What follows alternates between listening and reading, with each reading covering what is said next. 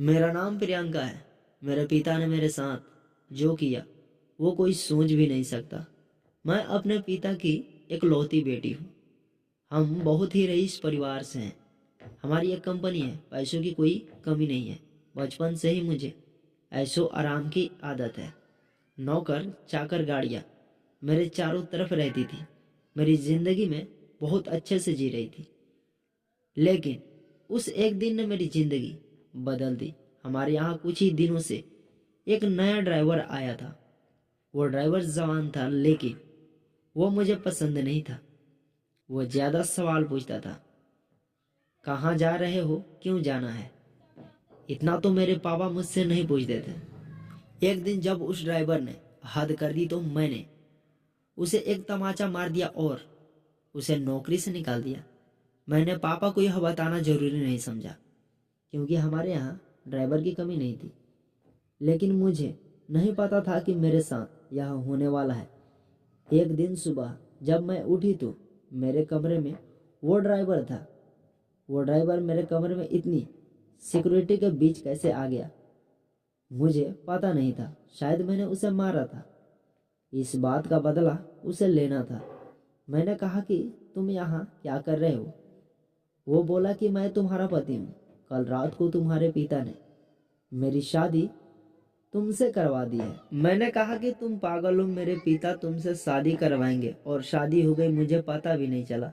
फिर उसने कहा कि मुझे पता था कि तुम यह बात नहीं मानोगी, इसलिए मैं तुम्हें तस्वीरें दिखाता हूँ। उसने अपने मोबाइल में हमारी शादी की तस्वीरें दिखाई। वो सच बोल रहा था। मैं उसके साथ मंडप पर बैठी थी। मुझे होश नहीं था और मेरे पिता भी मेरा कन्यादान करते उस तस्वीर में थे। मुझे उस तस्वीर को देखकर भरोसा नहीं हुआ कि मेरे पिता मुझे इतना प्यार करते थे। वो मेरी शादी बेहोशी में मेरी मर्जी के बिना एक ड्राइवर से करवा सकते हैं। मैं उसी समय अपने पिता के पास गई। पापा को कहा कि पापा, यह सब क्या है, यह कैसी नाटक है। यह ड्राइवर के साथ आपने मेरी शादी करवा दी, वो भी मुझे बेहोश करके। आप ऐसा कैसे कर सकते हैं। पापा ने कहा कि वो मजबूर हैं। मैंने कहा मजबूर, हम मजबूर हैं। इतने बड़े होने के बाद भी इसकी क्या औकात है, हम इसके आगे कैसे मजबूर हो सकते हैं। वो बोला कि जम वो बोला कि जबान संभाल कर बात करो, अब मैं तुम्हारा पति हूँ। मैंने बोला अब मैं इस शादी को नहीं मानती। यह कैसी शादी, यह मेरी मर्जी के खिलाफ है। वो बोला कि मर्जी तुम्हारे बाप की थी, जो इस तस्वीर में साफ दिखाई दे रहा है। वो बोला चलो अब मेरे साथ। मैंने कहा चलो कहाँ, यह मेरा घर है। वो बोला नहीं, तुम मेरी पत्नी हो और अब तुम मेरे साथ रहोगी। अगर नहीं मानी तो यह तस्वीर मीडिया में जाएगी। मेरे पिता चुपचाप खड़े होकर यह तमाशा देख रहे थे। उसने मेरा हाथ जोर से पकड़ा और खींचकर ले जाने लगा। इतनी सारी सिक्योरिटी, लेकिन कोई उसे नहीं रोक रहा था। मेरे पिता भी जैसे भूत बन गए थे। पर क्यों, मैं रो रही थी और वो मेरा हाथ खींचकर मुझे ले जाता रहा। मुझे नहीं पता था कि उनकी क्या मजबूरी थी, पर इन सब के बीच मेरी जिंदगी के साथ बहुत बड़ा मजाक हो रहा था। वो मुझे अपने घर में ले गया। घर नहीं, पिंजरा था, एक छोटा सा कमरा। बाथरूम के लिए भी कमरे के बाहर जाना पड़ता था। उसने मुझे कहा कि यही अब मेरा घर है, यहीं पर रहना है और खाना है। पास में भी बहुत सारे कमरे थे, उनमें भी लोग रहते थे। मैं ऐसी जगह आ जाऊंगी मुझे पता नहीं था। उसने कमरे में खाने का सामान रखा और कहा कि भूख लगी है, खाना बनाओ। एक थप्पड़ का बदला वो इस कदर लेगा, मुझे पता नहीं। मैंने कहा मुझे खाना नहीं बनाने आता। वो बोला ठीक है, मैं कहीं खा लूंगा, तुम फिर भूखी रहो। वो इतना कहकर चला गया। मैंने सोचा था कि मैं भाग जाऊं, लेकिन फिर सोचा कहाँ जाऊंगी, मेरे घर जा नहीं सकती। मैं वहीं रोती रही। भूखी शाम हो गई थी। शाम हो गई थी, मुझे भूख लग रही थी। ऐसी भूख मैंने अपनी जिंदगी में कभी महसूस नहीं की थी। मैं मेरे कमरे की चौखट पर बैठ कर रो रही थी। पास के कमरे से एक औरत ने मुझे रोते देखा और कहा, क्या हुआ? मैंने कहा भूख लगी है। वो बोली इतनी सी बात। उसने अपने कमरे से एक रोटी और थोड़ी दाल मुझे दी। उसे मैंने खाया। मैंने हर तरह के पकवान खाए, लेकिन वो रोटी और दाल खाकर मुझे जो अनुभव हुआ, लगा जैसे मैंने भगवान को पा लिया हो। रात हो गई थी। वो वापस आया। आते ही उसने कमरे का दरवाज़ा लगा लिया। मुझे डर था कि वो कहीं मेरे साथ जबरदस्ती ना करे, लेकिन वो चुपचाप एक कोने में सो गया।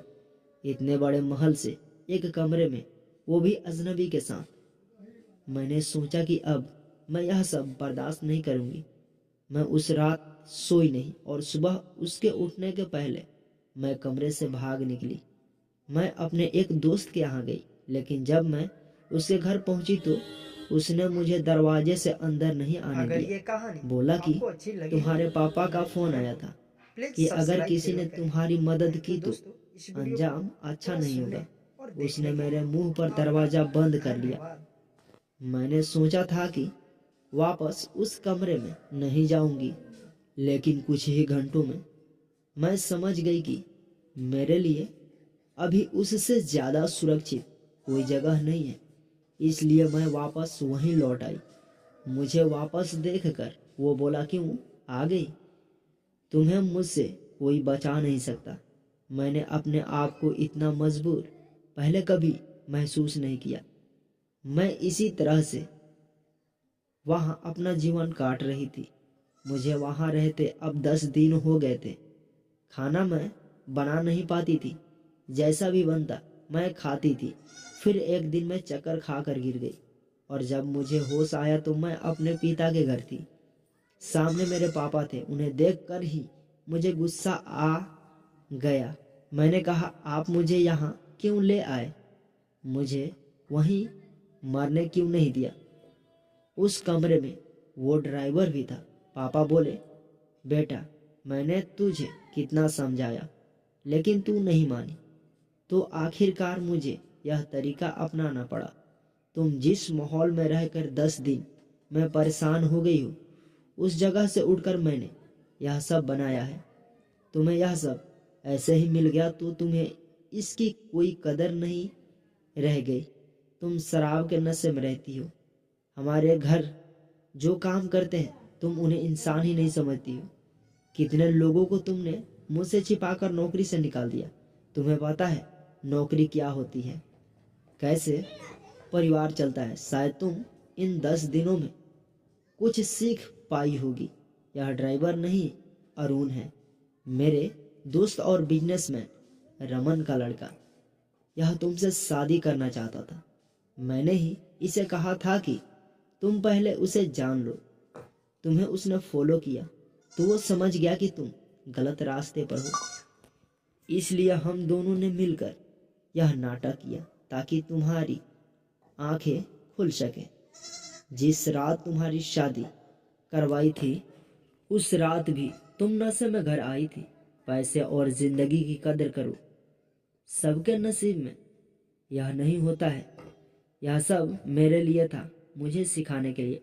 और सच में इन सब से मेरी आंखें खुल गई। मैं एक नई इंसान ही बन गई। अरुण ने भी मेरा फायदा उठाने की कोशिश नहीं की।